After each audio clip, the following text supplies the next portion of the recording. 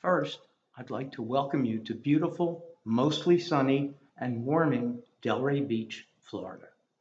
Our topic today for American Christian Heritage is denominational development. It could be said that the history of the United States is comprised of and displays a dual track. On one hand, there is the virtually purely civil or secular history, consisting of the visible, on the surface events that mark the development of the country. Items such as the Revolutionary War, the Constitutional Convention, adoption of the federal Constitution, the wars of the 19th century, the growth westward, and the wars with Native Americans, and on and on. On the other hand, behind all of those events was the growth of the religious and Christian background upon which many of the secularly visible events were influenced, both in their conduct and outcome.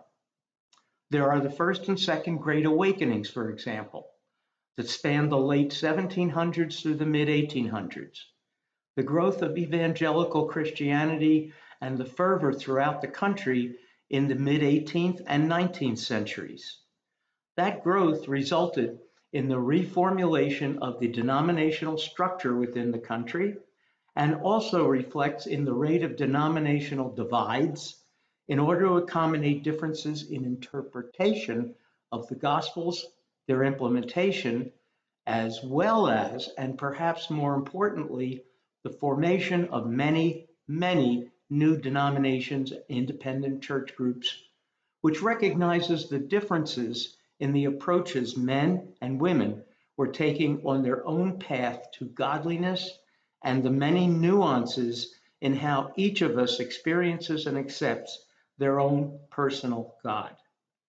As discussed by Dr. Roger Schultz in his series of presentations this week, and incorporating course guidelines that historians must be honest and objective in their research, his lectures on benevolent empire, an introduction to the Avoca Museum, and his presentation on revival and reform showed his overriding theme is consistent with the history of the development of Christian activities, including itinerant ministries, foreign outreach, and internal spiritual development by Americans throughout both the colonial and constitutional maturation.